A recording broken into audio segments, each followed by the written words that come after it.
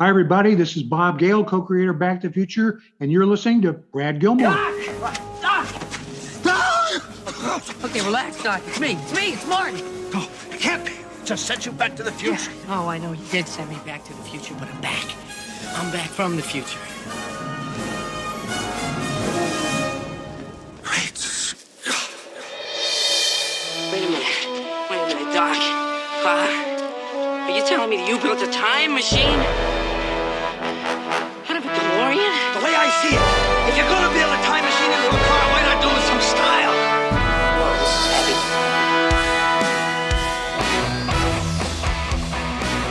Hello, everybody, and welcome to Back to the Future, the podcast, the only podcast looking back in time, the greatest film trilogy of all time, Back to the Future. I'm your friend in time, Brad Gilmore, and here we are. Ladies and gentlemen, I officially welcome you to Season 10 of the podcast. See how I did that? I learned that from my DJ friend, DJ Motai. Did it go up and down in your ears? Like, I've learned that's called crabbing, which is a whole nother subject. But welcome, Pinheads. I hope you've been well since our hiatus of Season 9, and we're back to bring you more of Back to the Future goodness. I can't even believe it. But you guys, I tell you, recording this season, and I'm still, by the time you're hearing this, I'm still currently in the process, if you will, of recording this thing. But I am having so much fun podcasting in general in my lifetime. Now, back in December, I turned of a certain age. And with that, I thought maybe like with great age comes great responsibility. But I'm actually busier now doing what I like to deem fun, sophomoric, adolescent adventures than I have been at any point in my life. And really, a lot of it is thanks to everyone who listens to this podcast, or if you listen to me with Booker T on the Hall of Fame, or if you listen to my new Clue the Movie podcast, where we break down Clue the movie minute at a time, or my collection podcast, where I interview all kinds of celebrities like Bryan Cranston and who else have I done recently? William Shatner. Pretty cool. The Shat. Doesn't sound as cool when you say it that way. But you know, really, anybody who listens to those shows, I have to thank y'all, because it's really, not only do I enjoy doing it, but I enjoy that there's an audience out there that actually enjoys listening to me do it. If that makes sense. So all the Pinheads, thank you. I always want to shout out anybody who's left an Apple review. That's where I listen to podcasts. I'm kind of one of those people. It's like I listen to them on Apple, so I look for reviews on Apple. I don't promote the Spotify and all that stuff as much, but let's see if we have any new ones. Scrolling down. Great Scott.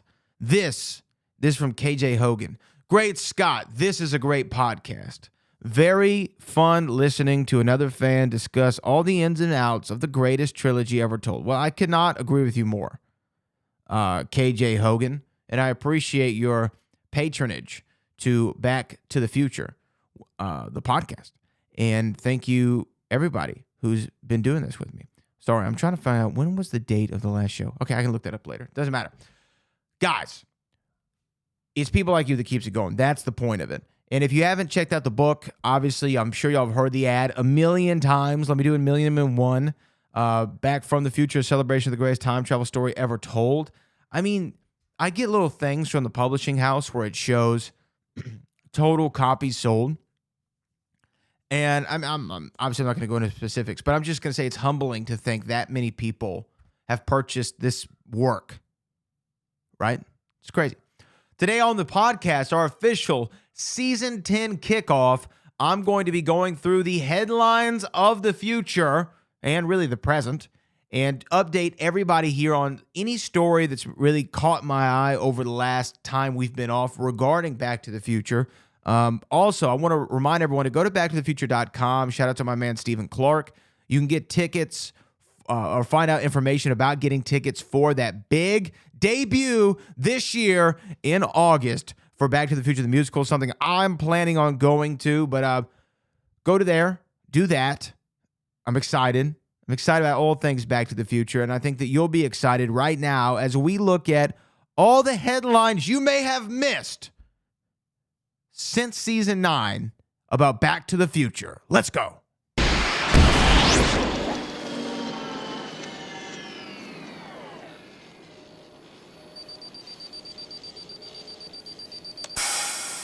All right.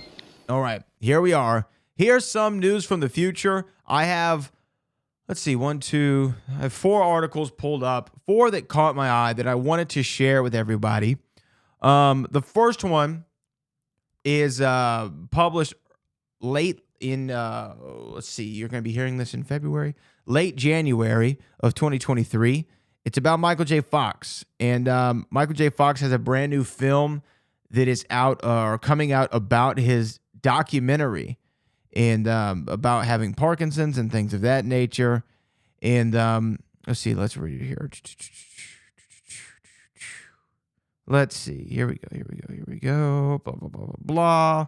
The film did this. Let's see. Fox was on hand in Park City, Utah Friday for the world premiere of his documentary, which details his life, career, and focus as an advocate for Parkinson's research following his own diagnosis. He received a strong standing ovation and during a question and answer session was praised for raising $2 billion to benefit research for the disorder that affects the nervous system. The number, as impressive as it is, kind of in a way pisses me off because I thought we'd be done with it by now. But science is hard. He stayed optimistic, though, and said the progress has been measurable and there's hope for Parkinson's prevention in the future. People say, but that will be after your time. Are you okay with that? Fox asked and answered his own question. Hell yeah. He said, that would be great. Just get it done. I don't care if I'm on the bus. Well, it's nice. I read that one because, again, I think that if you don't know anyone who's suffered from Parkinson's disease, if you've never met anybody or no one in your family or yourself, obviously, it is a horrendous disease. And I've talked about it before on this show, but my grandmother was diagnosed with Parkinson's. And the only connection I had at the time to the disease was like, oh, that's what Michael J. Fox has, right? That's what Michael J. Fox has. And my grandmother was so strong, man. This is a woman who was born during the Depression, came up in literally nowhere, Alabama, and found her way into Houston, Texas, and was the first female executive at a bank. She was executive vice president of Liberty Bank at the time in Houston. Very successful woman. I always joke that she had a Lincoln Continental, a Rolex watch, and she had her fro picked out, all of which are true. And I said my grandmother was a pimp of her day. But, when she was diagnosed with it, she kept it real close to the vest as far as the effect that it had on her. I knew that it had the shakes, and that's what we would call them, the uncontrolled shaking, right? And she used to joke, my grandmother's name was Jerry, and she used to joke, she's like Jerry Lee Lewis, who recently passed away, and said there's a whole lot of shaking going on, right? She was so strong with it. But then, toward the last, I'd say 6 years of her life when she had that disease, it was very hard.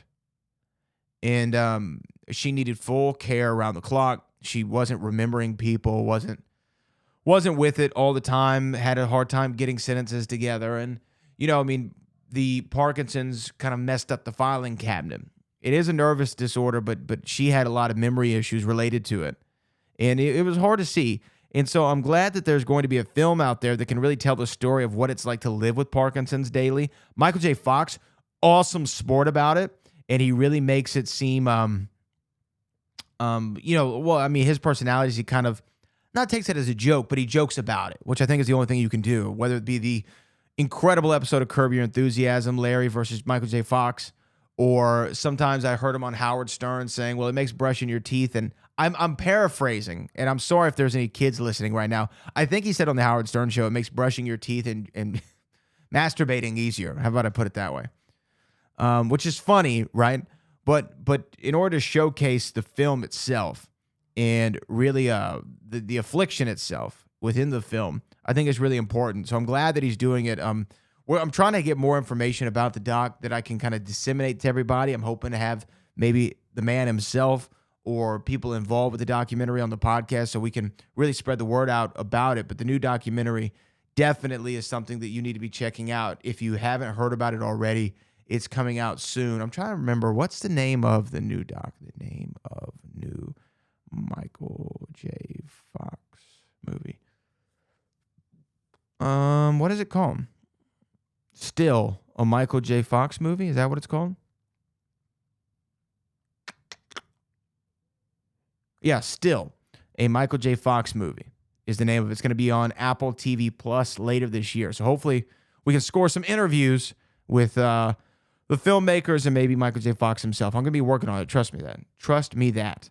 The other story that I saw that I wanted to talk about had to do with, oh man, and I just exited out of it, had to do with something that he was talking about during the promotion of this film. This comes from Variety, and the name of the article is Michael J. Fox praises Christopher Lloyd, says their friendship took off on Back to the Future Part 3.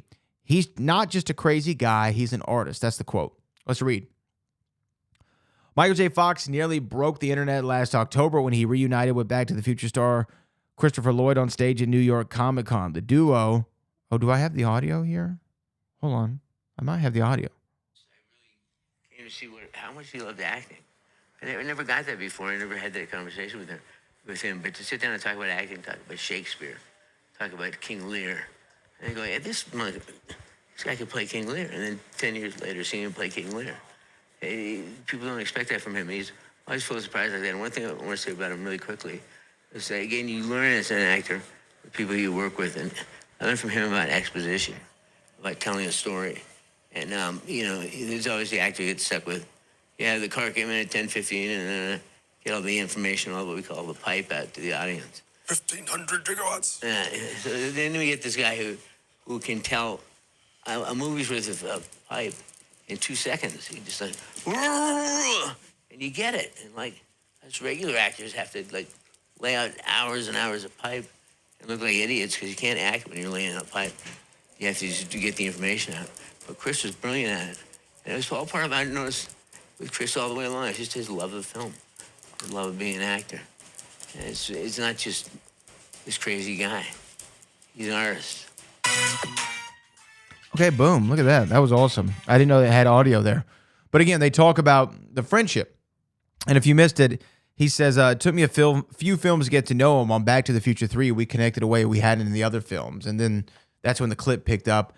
I came to realize how much he loved acting and going out to play King Lear and all that. It's really cool because Back to the Future 3 is my favorite of the Back to the Future trilogy.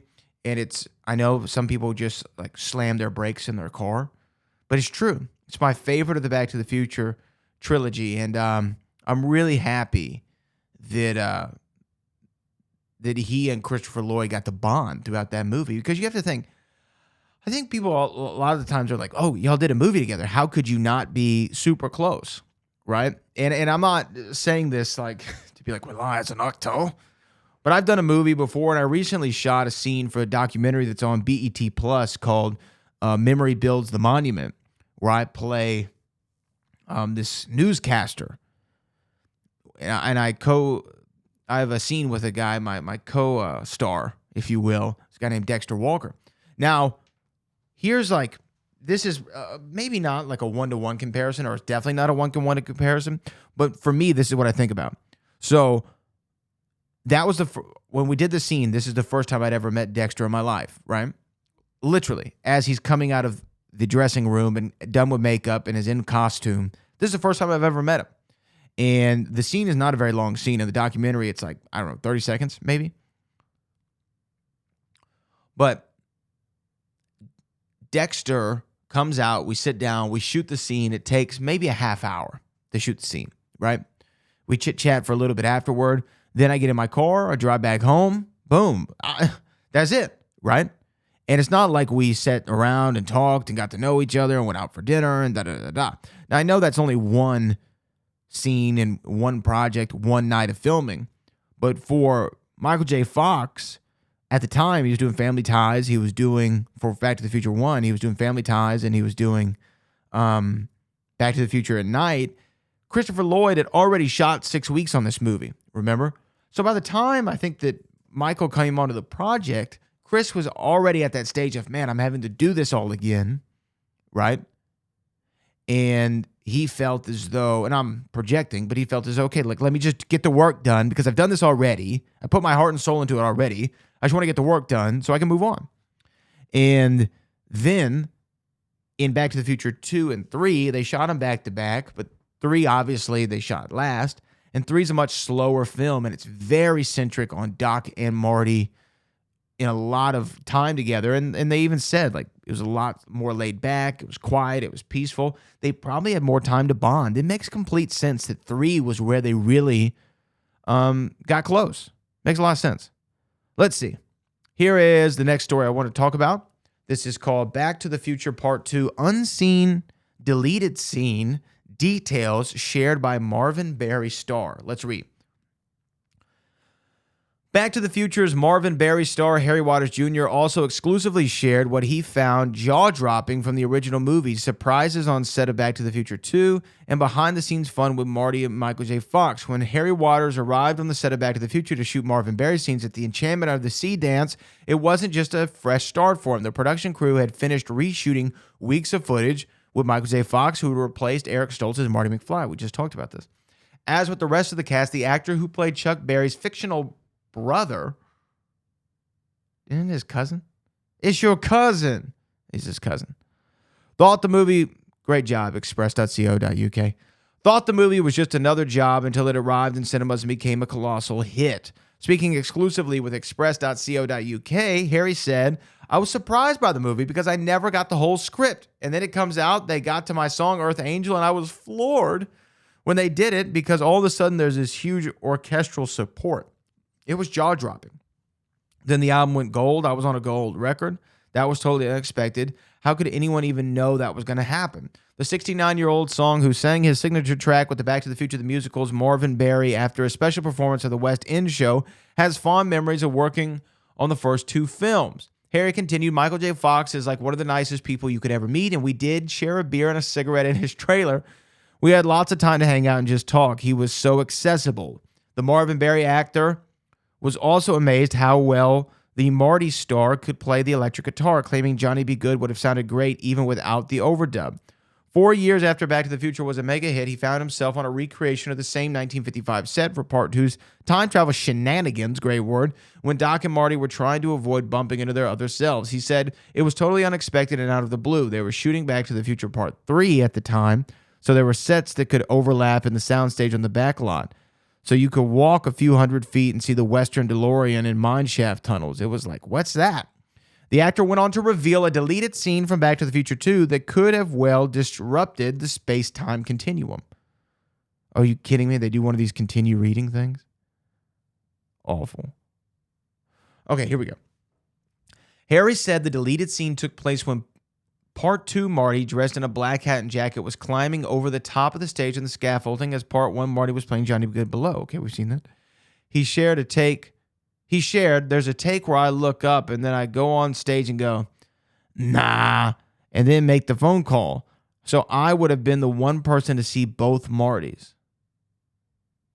Oh, okay, that's the end of the scene? Okay. Well, not earth-shattering, right? However, let's see. What are the implications of him seeing Marty? Well, he waves it off and says, nah, so he doesn't even think. Here's the thing. Makes perfect sense why he would shake it off, though. You might be like, well, why would he shake it off? Remember, they were in the car toking it up. And when they were toking it up, obviously you could maybe have delusions of grandeur or, some hallucinations, if you will. And that's why he did not see or did not think he saw Marty McFly, but he was like, nah, I couldn't have seen that because he's right here on stage with me. And I'm probably a little high.